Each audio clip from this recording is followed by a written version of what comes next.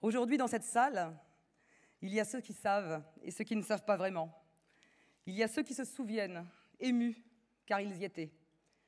Ceux qui en ont entendu parler, vaguement peut-être. Et ceux qui ne savent pas du tout que c'est ici même, à Marseille, sous l'œil bienveillant de la bonne mère, ici même au parc Chanot, sous un soleil ardent et un ciel bleu limpide, que le 10 juin 2001, le Cinerpa poussa son premier cri. Oui, c'est ici, dans ce palais des congrès, dans cette ville de cœur, devant certains d'entre vous seulement, quelques happy few finalement, qu'à travers les voix de feu Guy Lamarck, premier président, d'Yves Journel, second président, de Théodore Amarantini et de Luc Broussy, tous deux délégués généraux, le Cinerpa naissait il y a 18 ans. De la fusion de 3 fédérations préexistantes qui s'étaient elles-mêmes livrées des guerres fratricides pendant une décennie, avant finalement de choisir l'union et la force. Oui, le 10 juin 2001, le Cinerpa naissait pour défendre les conventions tripartites qui elles-mêmes venaient de naître. Il naissait pour défendre la tarification ternaire, la création de l'APA et la médicalisation des EHPAD. Il naissait pour défendre la démarche qualité et le tout premier référentiel d'évaluation angélique. Oui, le 10 juin 2001, le Cinerpa naissait pour créer la première convention collective unique du secteur privé des EHPAD, pour signer le premier accord sur la formation professionnelle du secteur et la création du tout premier OPCA.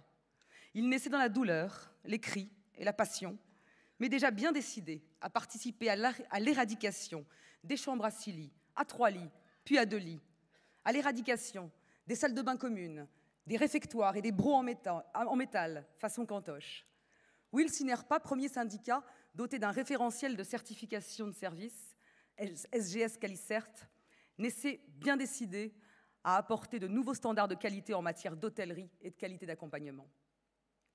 Devenu unique syndicat du secteur privé des EHPAD à compter de ce 10 juin 2001, le Cinerpa affichait dès sa naissance un poids hors norme de 1300 EHPAD pour 70 000 lits. C'était un jour heureux ce 10 juin 2001, il y a 18 ans. Nombreux encore, heureusement, s'en souviennent, avec autant d'émotion que moi. Oui, j'étais moi-même dans cette salle, en tant qu'adhérente et jeune juriste de 30 ans. Heureuse de cette fusion qui permettait de s'inscrire résolument au cœur des réformes de ce secteur, alors furieusement sinistré. J'admirais les protagonistes en tribune pour leur courage et leur abnégation. Il faut toujours tant d'abnégation pour fusionner. Confortablement installée dans la pénombre de la salle, je ne me doutais pas un seul instant que je serais choisie 4 ans plus tard pour accompagner la destinée de ce jeune syndicat naissant. Oui, c'est ici à Marseille, à 800 km de Paris, dans la capitale de cœur du Cinerpa, que l'aventure a commencé le 10 juin 2001, voilà 18 ans. Mais double dose de bonheur et d'émotion, c'est ici aussi à Marseille que quelques décennies après César, Marius, Fanny, Panis, Jean-Alain Hubert Marguerite, dit le magnifique, poussa lui aussi son premier cri. Et sur le chemin qui séparait la villa L'Alcarine, sa maison familiale, et l'école primaire Saint-Benoît, non loin d'ici, le petit Jean-Alain, quasiment né au château des Martégots, la maison de retraite que tenaient ses parents, ne se doutait pas non plus qu'un jour il serait là, dans sa ville de naissance, presque dans son salon, adoubé par 1000 professionnels du grand âge, en président de 10 ans. La légende dit même qu'à 18 ans, après les cours au lycée privé religieux Lacordaire, Jean-Alain, déjà très magnifique, descendait sur le Vieux-Port avec sa bande de potes en pantalon velours bordeaux moulant, perfecto et Santiago. J'ai mes sources. On a les photos d'ailleurs, s'il vous plaît. Quoi de plus naturel, donc, que d'être à Marseille aujourd'hui, pour consacrer ensemble les 18 ans du Cinerpa, sa majorité tant attendue et son imposant gabarit désormais de 2000 EHPAD pour 136 000 lits, de 600 services à domicile, de 135 résidences-services seniors et depuis midi, aujourd'hui, de 110 cures thermales. Quoi de plus naturel donc que d'être à Marseille aujourd'hui pour consacrer ensemble, et c'est officiel depuis ce matin, le dernier congrès du petit Jean-Alain Marguerite en tant que grand président de notre confédération. Après un remarquable rayonnement de 10 ans à travers 3 mandats qui ont permis d'accompagner le Cinerpa sur la route de la maturité. Autant vous le dire tout de suite, ce discours s'ouvrira et se fermera sur Jean-Alain.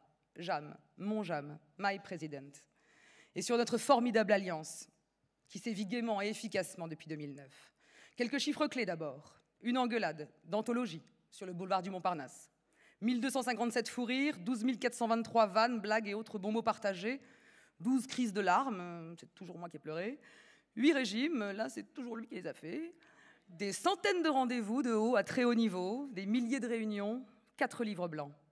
Ensemble, nous avons traversé quelques dossiers emblématiques. Les dossiers sociaux d'abord, dont tu es l'ultra spécialiste, avec une politique formation ambitieuse, la création de Formap, d'Actalliance, jusqu'à l'Opco Santé d'aujourd'hui. Un dialogue social sain et permanent avec les organisations syndicales de salariés, autour de la convention collective unique et de son annexe médico-sociale. Ensemble et en 10 ans, nous avons traversé des lois et des plans. Le plan Solidarité Grand Âge avec ses créations et sa médicalisation, la loi HPST avec la création des ARS et la mise en place des appels à projets, le plan Alzheimer de Nicolas Sarkozy avec ses PASA et UHR, puis la loi ASV de François Hollande qui nous aura mobilisés 3 ans d'arrache-pied. Ensemble, nous avons œuvré à faire entendre la voix du CINERPA grâce à un travail de taille en matière de communication institutionnelle et médiatique. Ensemble, nous avons traversé des dossiers forts, passionnants et de longue haleine. L'obtention de la représentativité patronale sur la branche de l'hospitalisation privée, tant sur la branche de l'hospitalisation privée que sur la branche des services à la personne. La mise en place d'un médiateur à la consommation dans l'ensemble du secteur privé, ou encore la victoire prodigieuse de la tarification à la ressource dans le champ des EHPAD. Ensemble, nous avons ouvert le CINERPA au parcours de vie et de soins de la personne âgée. En 2015, avec la création de CINERPA Domicile, avec Damien Cacaré, qui vient de quitter la présidence et que je remercie vivement et chaleureusement pour son action de 3 ans. Et désormais, avec notre chère Daphna Mouchnik, nouvelle présidente de CINERPA Domicile depuis le 24 mai dernier. Création de CINERPA RSS en 2015 également, avec notre cher Jean-Marie Fournet, président d'Agit Domitis, avec lequel nous venons de lancer le premier label qualité Viséa. Et aujourd'hui, ouverture vers le CNET, avec nos nouveaux amis, président Thierry Dubois et Claude-Eugène Bouvier, pour ouvrir toujours un peu plus le parcours de vie et de santé de la personne fragile accompagnée. Alors si Guy Lamarck fut le président de la fusion et de la création, si Yves Journel fut le président de la refondation et de la pacification, tu seras, Jean-Alain Marguerite, à jamais le président du consensus et de l'ouverture.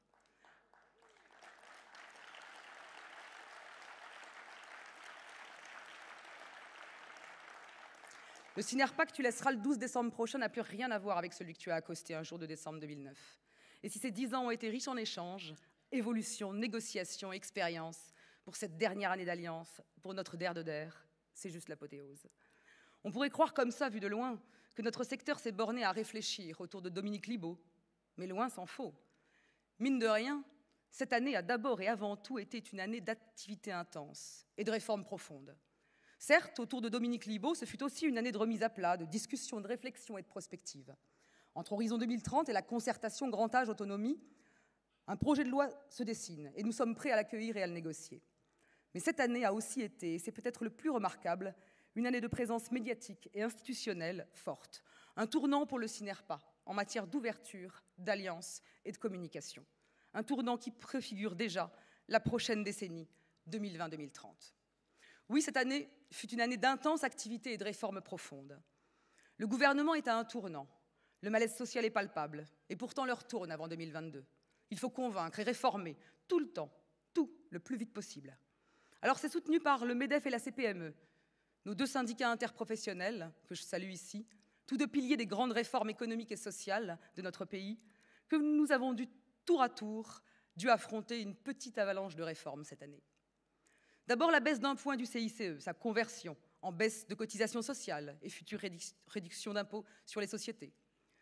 Si pour les EHPAD et pour les résidences services seniors, cette transformation du CICE a été plutôt bien accueillie, car représentant une baisse pérenne du coût du travail et à terme de l'IS, en revanche, pour les services à domicile, déjà exonérés de très longue date d'un certain nombre de cotisations sociales, cette transformation du CICE en baisse de cotisations équivalait à une suppression quasi totale du CICE sans compensation.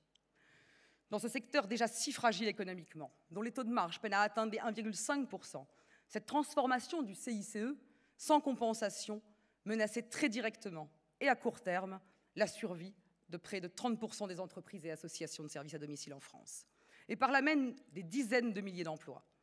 Ce dossier revêtait un caractère d'urgence et d'importance hors norme. Alors il a fallu expliquer, prouver, négocier sans relâche, de juillet à novembre, de l'Élysée à Matignon, en passant par Bercy, qui, in fine, nous ont donné gain de cause, en octroyant aux services à domicile un régime dérogatoire et adapté en matière de baisse de cotisation. Le Parlement, Sénat comme Assemblée, nous a aussi beaucoup aidés dans ce dossier ultra sensible, entérinée par la loi de finances de la Sécurité sociale 2019. Puis très vite est arrivée la crise des Gilets jaunes. Là encore, devant les tensions et la colère hors norme générée par cette crise, les entreprises ont dû rapidement s'organiser pour être à la hauteur des enjeux et des annonces du président Macron, faites le 10 décembre. Dès le 15 décembre, le Synerpa se positionne et dit oui à la prime de pouvoir d'achat. En moins d'un mois, les chiffres tombent, les adhérents ont joué le jeu. Une grande majorité a mis en place la prime de pouvoir d'achat. 300 € en moyenne, soit plus de 20 millions d'euros, ciblant près de 70 000 salariés. Puis très vite, voire exactement au même moment, est arrivé le PAS, prélèvement à la source. Là encore, à l'avalanche de questions, quel est mon taux? Il est où mon taux? T'as vu ton taux? T'es bien sûr de mon taux?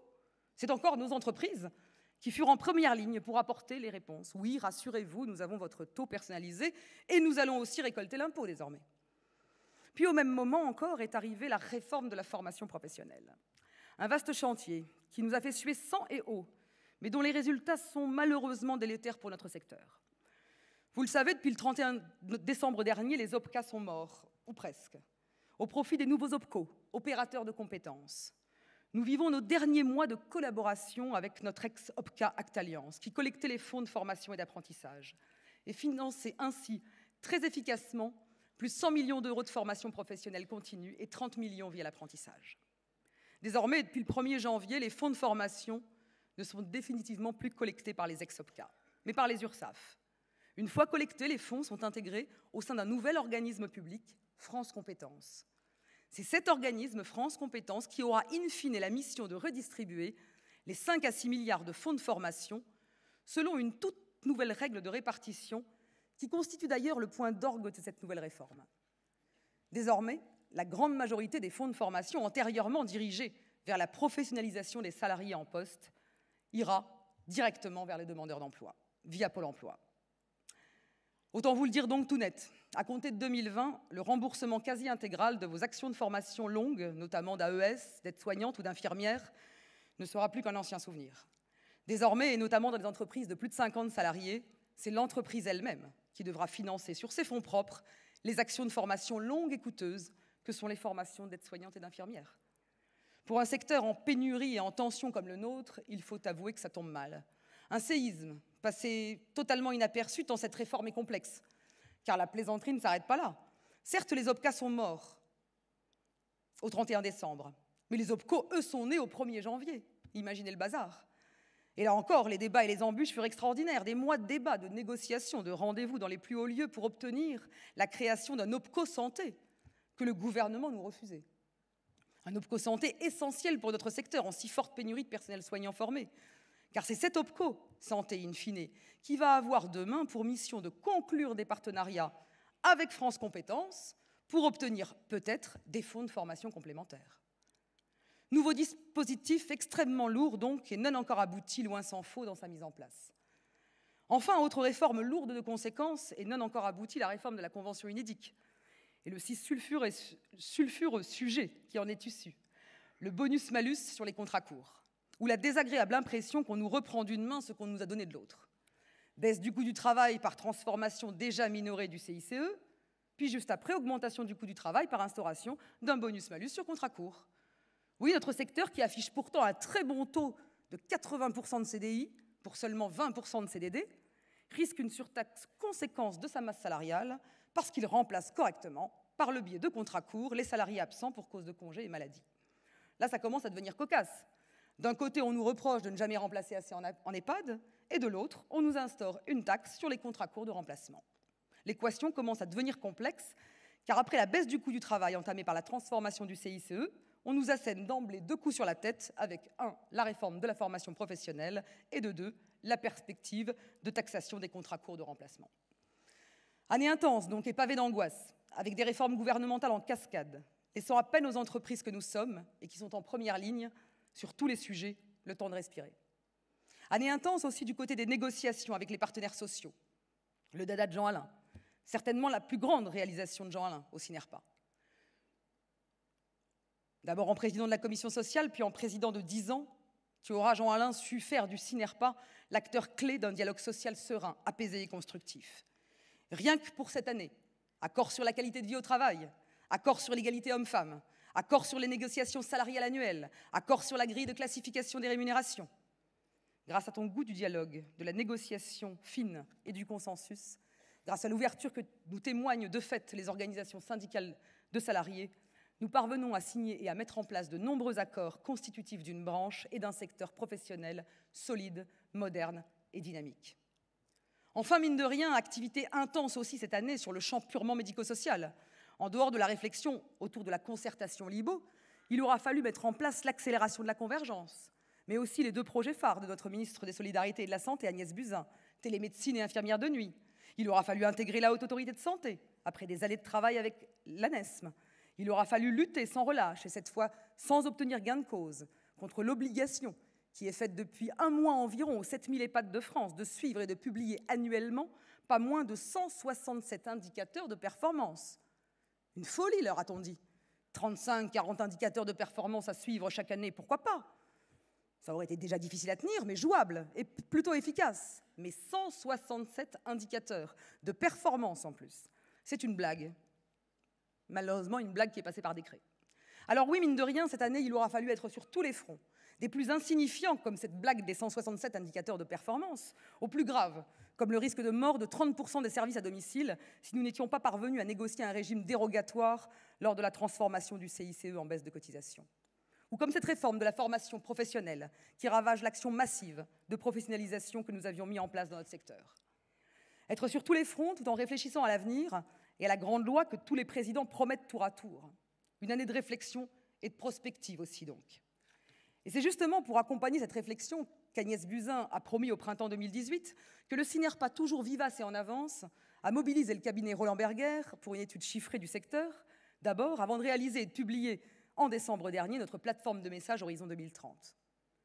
Notre contentement fut certain de retrouver dans le rapport LIBO quelques grandes orientations extraites de notre rapport. Et ce fut d'ailleurs tout l'art de Dominique Libault, organiser une concertation qui a mis globalement tout le monde d'accord.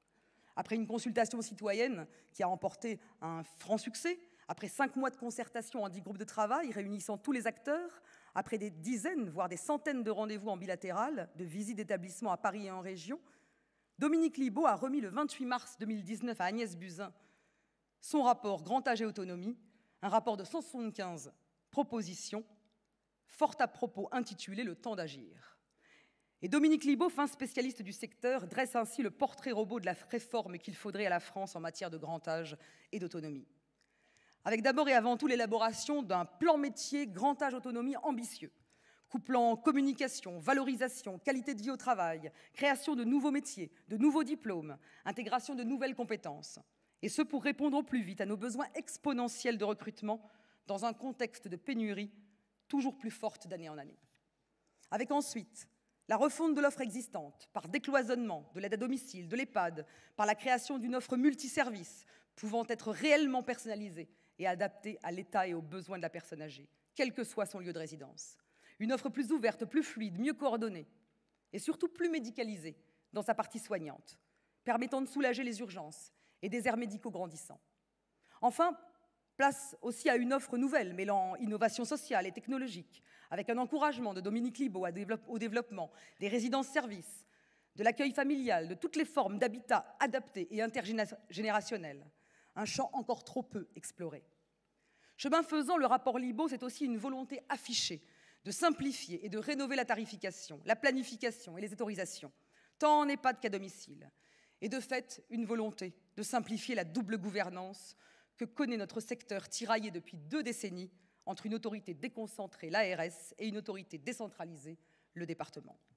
Sujet hautement sensible et hautement politique que la gouvernance, sujet qui va bien plus loin que le seul et strict intérêt du secteur médico-social ou de la personne âgée accompagnée.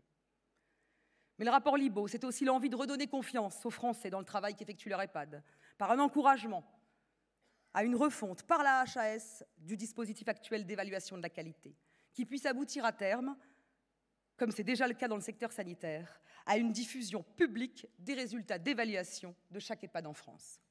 Et en tant que professionnels engagés et déterminés à prouver le bien fondé de notre action au quotidien, c'est aussi ce que nous voulons, au plus vite. Et nous serons un allié fidèle de la HAS pour aller en ligne droite et sans chicane vers un référentiel unique avec une procédure d'évaluation unique et transparente, avec résultats rendus publics sur un site unique piloté par la Haute Autorité de Santé. Enfin, le rapport Libault n'élude rien de la difficile et coûteuse question du coût de l'hébergement pour les résidents et les familles, et préconise la création d'une nouvelle aide à l'hébergement de 300 € en moyenne à destination des personnes à revenus modestes. Il envisage même, mais là, il exagère, M. Libault, une prise en charge complète du tarif hébergement par la puissance publique au-delà de 4 ans de présence, qu'il appelle le bouclier dépendance.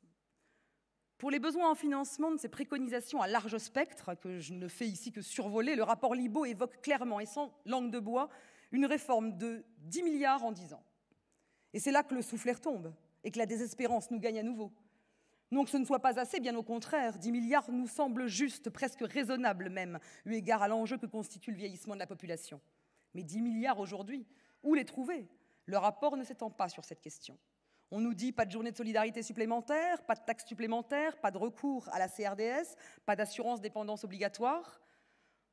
En revanche, on nous parle de redéploiement de crédits, d'économies potentielles sur la réforme des retraites permettant de financer cette réforme. Bref, rien de très concret, malheureusement, à ce stade. Alors, depuis le rapport Libault et en attendant de nouvelles annonces, le CINERPA continue les échanges intensifs avec le gouvernement et avec les parlementaires. On nous dit qu'un plan métier grand âge autonomie va être déployé très rapidement, peut-être avant la fin du mois. On nous dit qu'un projet de loi grand âge autonomie sera déposé en fin d'année, ou plutôt désormais au premier semestre 2020. Mais on nous dit aussi que d'ores et déjà, le projet de loi santé et le PLFSS 2020 seront les premiers vecteurs législatifs qui permettent d'avancer. Alors certes, mais attention, là nous disons pas sans concertation. À cet égard, le projet de loi santé qui passe en ce moment même en deuxième lecture au Sénat a été un saut d'obstacle sans précédent. À peine le rapport Libault paru que des dizaines d'amendements au projet de loi santé ont été déposés pour tenter de faire passer telle ou telle mesure à la va-vite. Depuis 2 mois et contre toute attente, il aura fallu lutter contre les velléités tant de la DGCS que des parlementaires de faire passer sans concertation des mesures sur les évaluations qualité, les autorisations ou la gouvernance dans le secteur du grand âge. Et le projet de loi de finances de la Sécurité sociale 2020, dont les arbitrages vont avoir lieu dans les prochaines semaines, risque d'être aussi particulièrement sportif, puisqu'il nous a été annoncé qu'un premier train de mesures grand âge y serait d'ores et déjà intégré en attendant la grande loi de 2020. Les grandes manœuvres vont donc commencer. Et il serait à notre temps grandement utile qu'Agnès Buzyn puisse désormais annoncer clairement ce que nous devons attendre, tant d'un nouveau plan métier que du PLFSS 2020, que de la loi grand âge et autonomie.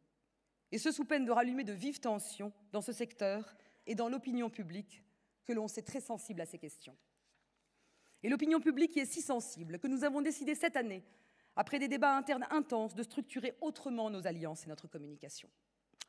Déjà reconnue pour la qualité de notre communication institutionnelle qui nous permet d'avoir accès à tous les décideurs locaux et nationaux, le tout, et je tiens à le préciser dans un strict respect des nouvelles règles déontologiques édictées par la Haute Autorité de la transparence de la vie publique, nous avons conforté cette année notre position de partie prenante incontournable en devenant les interlocuteurs privilégiés du gouvernement et des si nombreux nouveaux élus arrivés en 2017 avec La République En Marche.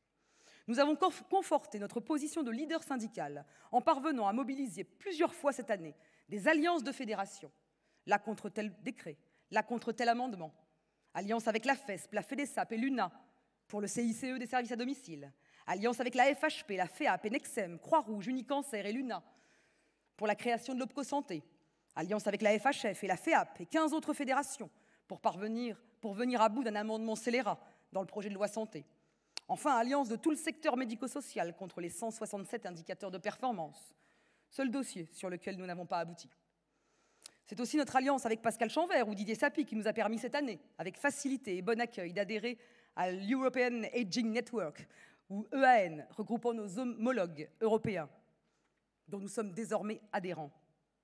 Enfin, la plus belle alliance et la plus belle ouverture de l'année, et sans nul doute, l'arrivée du CNET, aujourd'hui même, dans la petite maison CINERPA. Après les EHPAD, les services à domicile, les SIAD, les résidences services seniors, ce sont désormais les établissements thermaux qui font leur entrée à nos côtés. Un syndicat de 110 établissements, dont la chaîne thermale du Soleil, premier groupe français, brillamment présidé et dirigé par Thierry Dubois et Claude-Eugène Bouvier. Un syndicat moderne qui a très tôt misé sur la recherche, avec la création d'un fonds de recherche dédié à la médecine thermale de plus de 15 millions d'euros. Un syndicat qui a su réunir autour de lui, dans un dialogue constructif, tous les élus des villes thermales dans lesquelles il est souvent le premier employeur. Un secteur qui, comme le nôtre, est à la croisée du soin, de l'accompagnement et de l'hôtellerie. Enfin, un secteur qui va s'arrimer en 2 ans à la convention collective unique et à son annexe, créée il y a 16 ans par le CINERPA. Gageons qu'en cette période de fusion progressive des branches professionnelles, voulue par le gouvernement, qui souhaite ainsi passer de 350 actuellement à 100 branches professionnelles, cette première adhésion externe soit la première d'une longue liste. Alors oui, beaucoup de nouvelles alliances, beaucoup de communication institutionnelle, mais aussi une nouvelle façon d'aborder la communication média et grand public. Jean-Alain vous en a parlé ce matin. Déjà, année après année, le CINERPA s'est imposé en votre nom comme une fédération présente dans les médias, souhaitant faire œuvre de pédagogie, acceptant de répondre aux questions, même les plus trash. De Bourdin à Fogiel, en passant par Truchot ou Brunet, de l'Opinion à France Inter, en passant par Europe 1 RTL, Notre Temps ou La Provence, de la quotidienne présentée par la douce Maya Loquet à Envoyé spécial présentée par la redoutable Élise Lucet, nous acceptons toutes les demandes, nous les devançons même parfois et dialoguons partout et avec tous. Avec le temps et l'expérience, le CINERPA, comme ses adhérents, s'est aussi progressivement formé à la communication de crise, pour là encore être à la hauteur des attentes des médias et de nos concitoyens quand un drame inattendu survient en EHPAD. Et nous le savons tous, même chez les meilleurs d'entre vous, d'entre nous, dans une profession dont l'objet même est d'accompagner la personne très fragile, vulnérable et souvent multipathologique, un drame peut toujours survenir, et avec lui un tourbillon médiatique insensé, hors norme, d'une violence parfois inouïe, laissant les équipes, les résidents, les familles et parfois même la direction désœuvrée, cassée, humiliée même parfois. Alors oui, dans ces moments-là d'une dureté infinie, quand 60 caméras et 25 micros sont tendus vers vous et vous assènent 1000 questions, il faut savoir d'abord et avant tout rester debout, droit, digne et savoir respirer. Il faut calmer les tremblements et l'émotion dans la voix. Puis il faut savoir exprimer le drame, savoir s'en expliquer avec des mots simples et justes, savoir s'en excuser profondément. Il faut savoir tracer les événements à la minute près, répondre à des centaines de questions sur un drame qui parfois s'est déroulé en quelques secondes seulement. Puis il faut savoir rassurer les familles, les équipes, les personnes âgées, fragiles, hébergées. Il faut pouvoir mobiliser en un temps record des ressources de soutien psychologique, une cellule de transmission de l'information unique et officielle permettant de certifier les informations et de délivrer les messages pour éviter en plus aujourd'hui le surdrame des fake news. Oui, dans un secteur où sont accompagnées plus de 200 000 personnes âgées fragiles par 120 000 salariés, apprendre à communiquer en cas de crise grave est un devoir, une stricte obligation que nous nous appliquons pour être à la hauteur des attentes de nos concitoyens. Alors pour rassurer encore et toujours, nous ouvrons nos portes en permanence, là pour la fête des voisins, là pour le Téléthon, là pour le réseau des banques alimentaires, là pour la fête des voisins, la fête du sport. Nous réclamons à la HAS des évaluations qualité de nouvelle génération, des évaluations sur la base d'un référentiel, je l'ai dit, unique, avec des procédures uniques, transmissibles au public. Enfin, l'accélération de la convergence, décrétée par Madame Buzyn, a permis des évolutions d'effectifs soignants en ce moment. Oui, les effectifs soignants continuent de progresser chaque jour un peu plus, partout en France. Et malgré cela, rien n'y fait. Un EHPAD bashing tournoyant au-dessus de nos têtes comme un vol de corbeaux assombrit notre parcours, voire menace notre évolution. Certains salariés nous le disent. Dans les pires moments d'exposition médiatique, ils n'osent plus dire qu'ils travaillent en EHPAD. Moi-même, je me suis surprise l'été dernier, à l'heure de l'apéro Cahuète, à l'éternelle question « Et qu'est-ce que vous faites dans la vie ?» à répondre après quelques secondes d'hésitation « Je suis juriste en entreprise. » Oups, c'est sorti tout seul. Et oui, trop de risques d'avoir à m'expliquer, d'avoir à s'excuser, d'avoir à tenter de convaincre, que nous ne sommes pas maltraitants, que c'est un beau secteur, que c'est une chance que d'y travailler.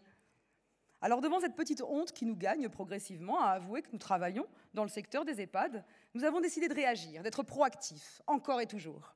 Nous avons fait appel à des spécialistes du travail de communication autour de la réputation, Avas Paris, et l'équipe de Stéphane Fuchs, Maya Daboulos et Nathalie Ponce. Nous étudions comment des secteurs dont la France a pourtant éminemment besoin, mais vilipendés depuis des années, comme la grande distribution, le luxe, l'énergie, comment ces secteurs ont travaillé leur image et leur propre contact avec le grand public et avec cette opinion diffuse.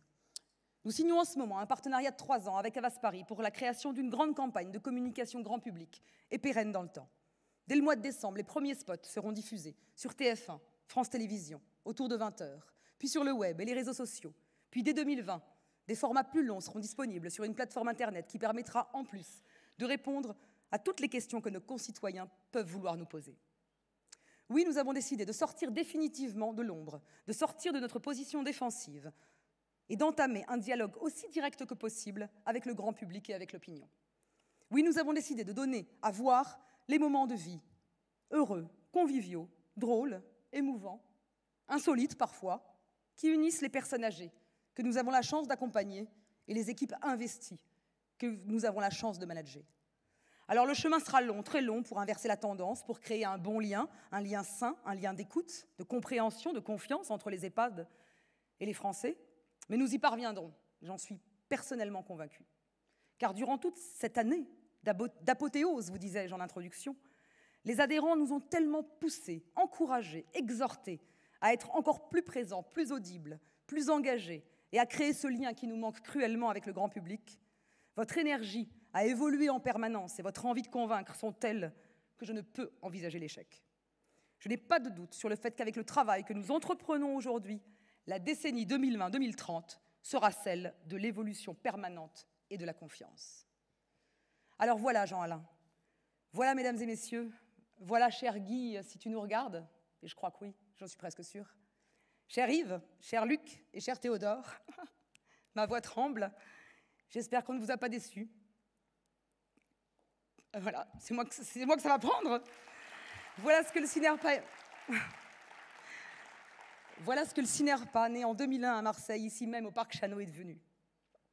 Voilà à quel stade d'efficacité et de maturité le CINERPA en est rendu grâce à toi, à ta force et à tes convictions, à ton goût de l'échange et du consensus, et à notre belle alliance, cher Jean-Alain. Ce syndicat que tu as présidé si brillamment pendant 10 belles années est un syndicat résolument ouvert et adapté à tous les défis de la prochaine décennie. Et cela, pour un président sortant, c'est absolument remarquable. Tu laisseras en décembre prochain à la future présidence, auquel j'apporterai tout mon soutien, un CINERPA solide, vigoureux et déterminé à aller toujours plus loin. Quant à moi, ta cheville ouvrière, ta diva besogneuse, ton ouvre-boîte électrique, je garde mes larmes pour la fin de l'année, enfin peut-être, j'espère, et savourerai comme un cadeau et me délecterai de chaque seconde de ta présidence jusqu'au 12 décembre 2019 à 18h. Pour toutes ces aventures à tes côtés, mille merci Jean-Alain et merci à tous.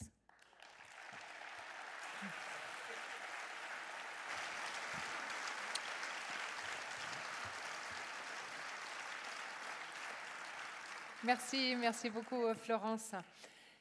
Nous allons mettre maintenant le focus sur les entreprises, comment elles vivent les multiples réformes économiques et sociales mises en place par le président et son gouvernement depuis 2018, qui touchent la formation professionnelle, mais aussi l'emploi, l'investissement et la croissance en France. Tout ça se passe, on a déjà mentionné plusieurs fois, dans le contexte des Gilets jaunes, qui a obligé le gouvernement de revoir son calendrier et prendre des mesures d'urgence.